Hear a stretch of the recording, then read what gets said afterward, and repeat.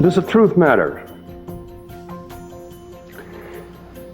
I'll try to approach that by telling you stories of conversations that I had with two of the most beloved women in my life. The first is my mother, and the second is my oldest child, Amy.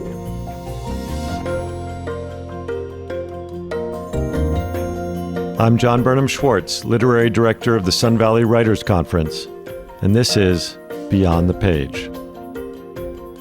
In this episode, we bring you one of the most memorable talks ever given at the Writers Conference by the late civil rights champion, Roger Wilkins, in 2002. Roger's great-grandfather was a slave. 2 generations later, Roger's uncle, Roy Wilkins, became the legendary leader of the NAACP for over 2 decades.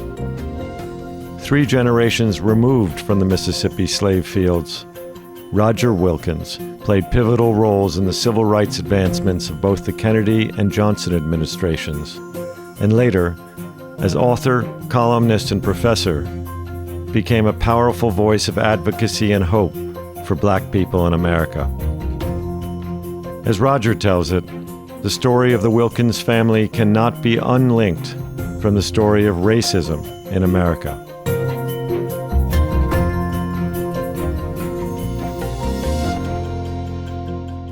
Years ago, I was writing an autobiography, and I was about 40, 45. And so I asked my mother some questions about our family. And she told me some things I had never heard before. Stories, some of which touched on slavery. Stories that were enormously interesting. And so I looked at her, my face screwed up, and I said, "Well, Mama, why didn't you tell me that years ago?"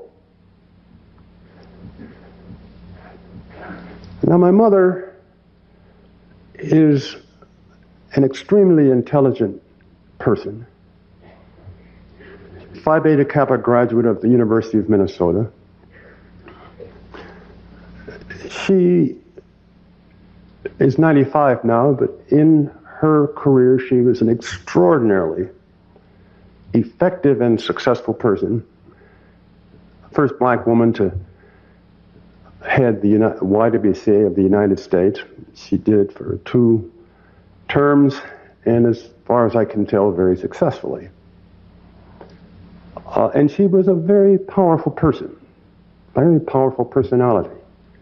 So I said, "Why didn't you tell me this before?" And she looked pensive and she looked sad as she collected her thoughts, and she said, "Well, Roger, I guess in our family, we didn't like to clank our chains."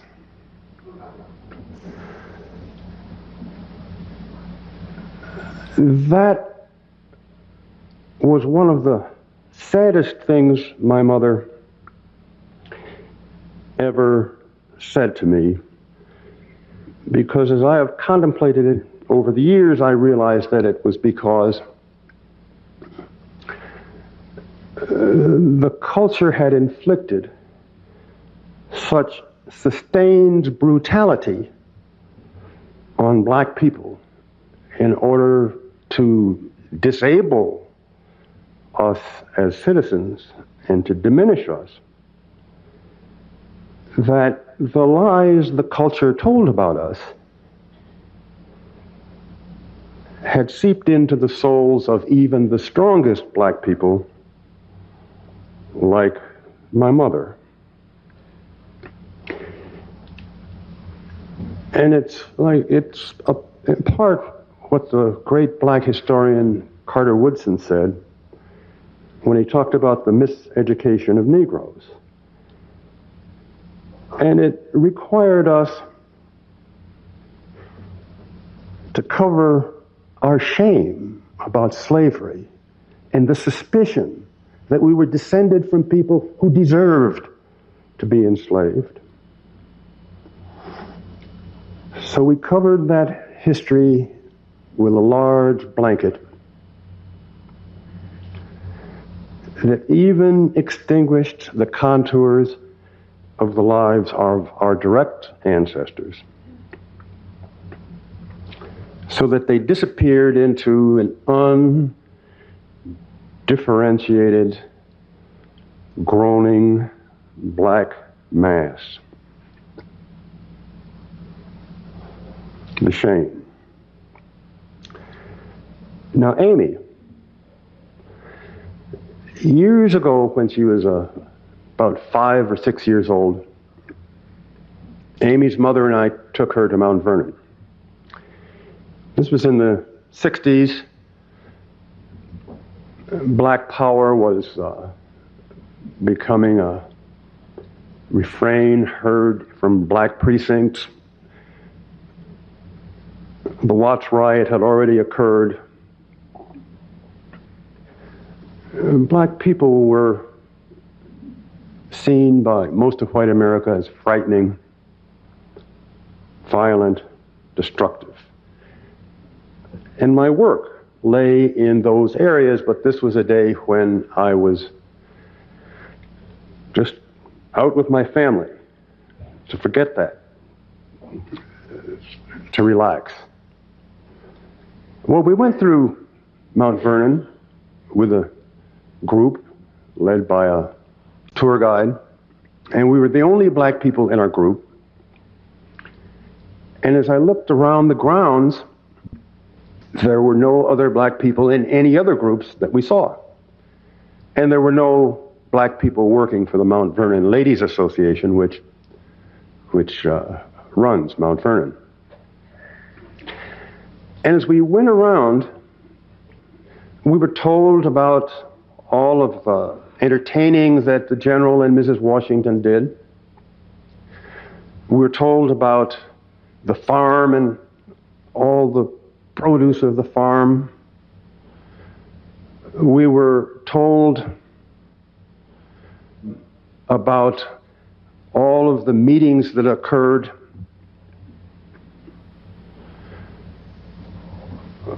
over the years of the General's prominence. The one thing we weren't told was how the work got done. And if you hadn't been thinking clearly, you would have said, boy, that Martha Washington, she was one hell of a housewife. So we came to a building, and there was just a sign on it. It said, the quarters.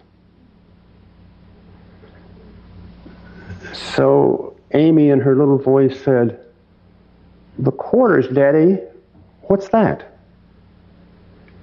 And I said,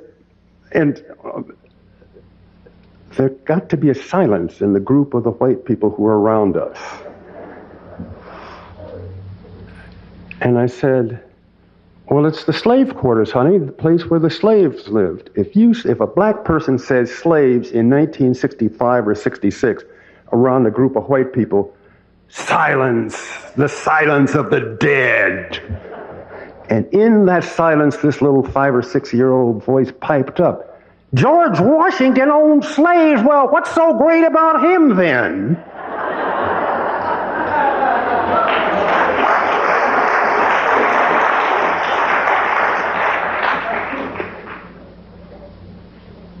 In that was the kernel of the rage with which so many black people lived.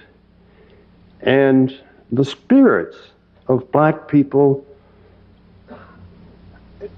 in those days, and to some extent even today, range between those two poles, shame and rage. And so America, for many black people, is a deeply troubling psychic experience. Roger grew up aware from a young age of both his family's and his country's biographies in the matter of race. Through his relatives, he came to see the act of writing as a potent symbol of the importance of black education and freedom of expression, and as a necessary form of protest. By definition, the narrative was always personal.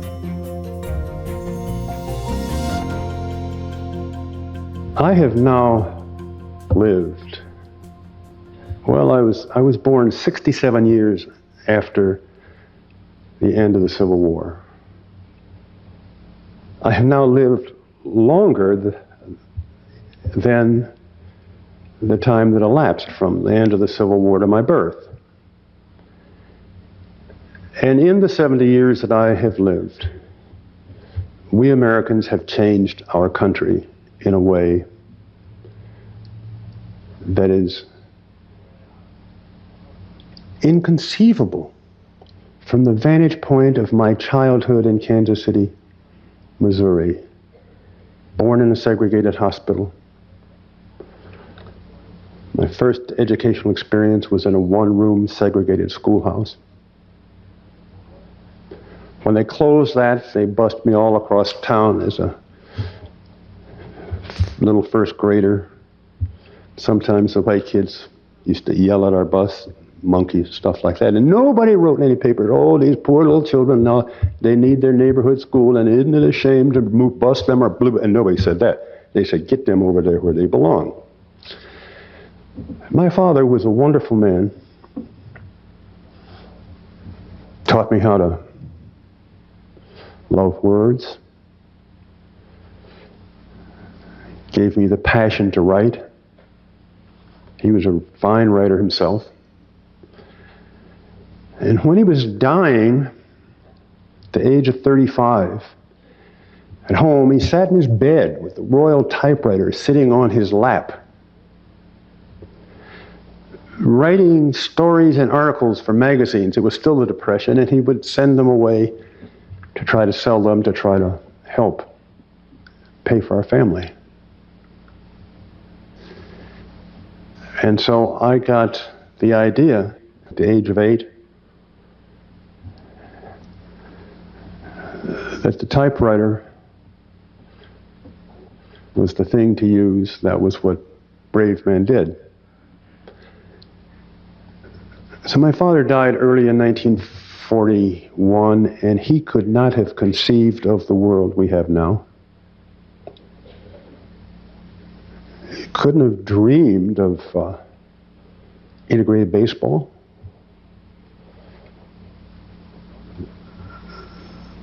Colin Powell, Michael Jordan,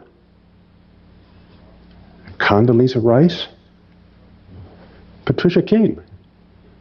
Couldn't have imagined it. Could not have imagined that his little boy, who learned to love newspapers from the segregated newspaper that he worked on in Kansas City, would someday write editorials for the greatest newspapers in our country, and would ultimately come to serve as the first person not named Pulitzer to chair the Pulitzer Prize Board. And I loved him so, and he's been such a force in my life, that when I sat down to chair that board, I said silently, "This is for you, Dad." We live in a world that he would never have known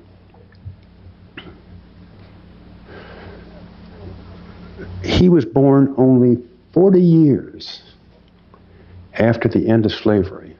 How could a man born only 40 years after the end of slavery instill in his child such a love of words that the child would be devoted to words and largely fight the battles, make his contributions to the battles for making America whole with his words?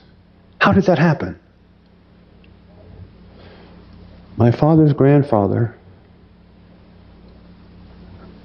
was a Mississippi slave, field slave, but as hard a road in slavery as you could have. He was illiterate.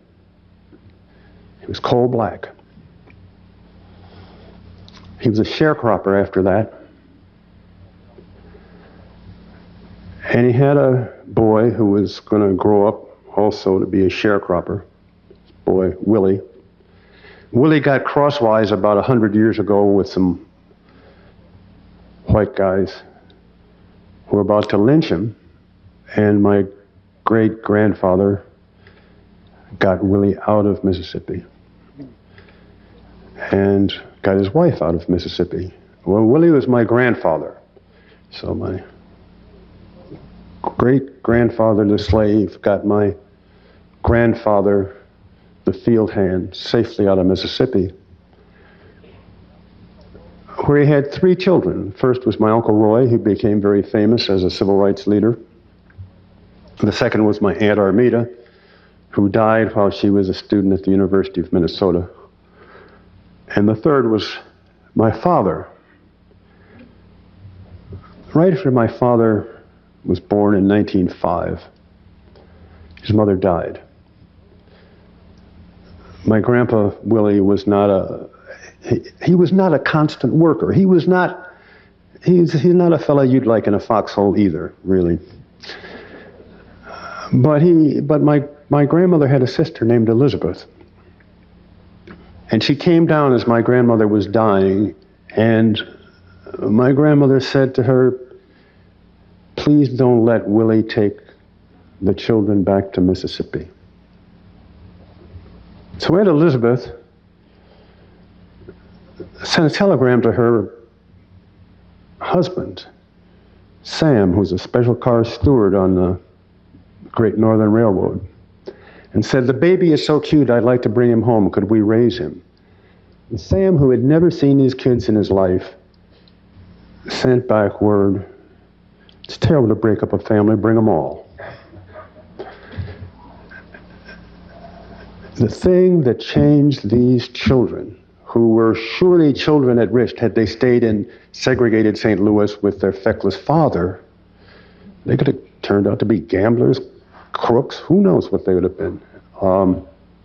They got to Minnesota. Uncle Sam had a regular job. They were connected to the economy and to American life by Uncle Sam's job, and therefore the values that were espoused by the family had meaning because the kids could see that work, discipline, led to a world that was better.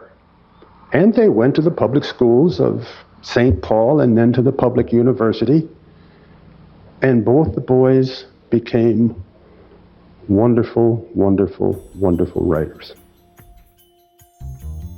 In the wake of the police killing of George Floyd and other Black Americans, and in the midst of the Black Lives Matter movement, the words of Roger Wilkins, who died in 2017 at the age of 85, have never sounded more relevant or vital to the conversation about what kind of great nation America was meant to be and must still become. I'll close this now by saying America is not yet a just and complete place. There's still terrible injustice in our land. The civil rights movement didn't start when Thurgood filed the first complaint in the first case that became Brown Board of Education, and it didn't stop when a murderer put a bullet through Martin Luther King. It started when the first Black person who understood that she was enslaved stepped off in Virginia and said, "This is wrong, I'm going to try to change this." And it won't end until all of us can sit down and honestly say to ourselves, this is a relatively fair country, it's as fair as we can make it, now let's keep it that way. And we're not there yet. We're not nearly there yet. And we did have a great spurt in the 50s and the 60s that made the transformation that I talked about possible. But in this country, we still have the doors of opportunity slammed shut on millions of children. mainly black, but also Hispanic, also Native American, also poor white in the pockets of white poverty around this country. And it shames us that we, as rich and as powerful and as inventive and with such a flexible, wonderful country, permit this to continue to occur. It is the continual destruction of American citizens. And why? Well, Reconstruction after the Civil War went along for about 10 or 15 years, and then the country got busy making a lot of money. So it forgot justice and became rich. And the same thing happened after the spurt of the civil rights movement in the end of the last century. We forgot justice, and we got busy getting rich. I don't think that justice requires us to have lots of black people in the Congress and in the White House and on the cabinet. I believe that justice means that we open the doors of opportunity to every child, just the way they were opened up for my father, his sister, and his brother. The two boys who grew up, survived, and they became extraordinarily constructive citizens of the United States. And they created a legacy so that their descendants could try to do the same. I say that if those little black Wilkins children could be saved by our country, then we can create the conditions in our country to save all the kids. That's why at the age of 70, I'm on the school board of the District of Columbia, because I believe that we have a task in front of us today that is as morally compelling in 2002 as getting voting rights in Mississippi was in 1962. And I am hopeful, and I am optimistic. Not that I will see this justice in my own time, but that I believe we are capable of being aroused from time to time to do great deeds for ourselves. And I believe that it rests, my optimism rests with the work of these founders who provided us with a framework not only in which we could govern ourselves, but in which we could aspire to be better. It's the greatest gift that any people could ever give. So this black person can love and revere men who own slaves, because you've got to be able to deal with complexity and existential ambiguity if you're going to be a grown-up person and be a constructive citizen of this wonderful country. I am indeed a patriot. I do love this country. Patriotism is sometimes described as the mansion of one's fathers. Nobody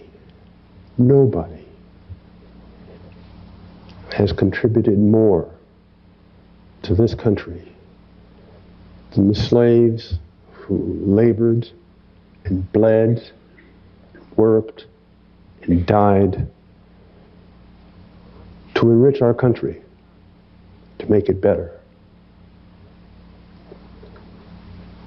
The truth about them sets me free.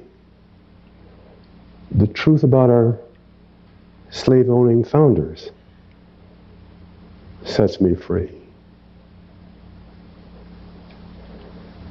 I don't want to go, I'm not sure, my mom was 95. That's, as they say in baseball, that's pretty deep in the count.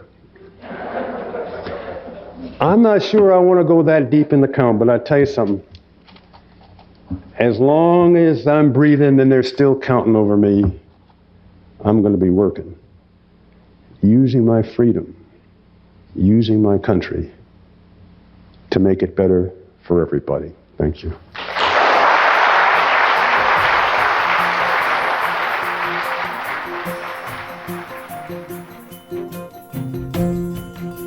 We hope you've enjoyed this episode of Beyond the Page. You can catch previous podcast episodes as well as installments of SVWC Now, our series of video conversations, at lidhub.com or at the Sun Valley Writers Conference website, svwc.com. I'm John Burnham Schwartz. Thanks so much for listening. Keep safe, everyone. Beyond the Page is produced by John Burnham Schwartz and James Tooley. Original music by Dean Grinsfelder and production support provided by Jay Shilliday and the Network Studios.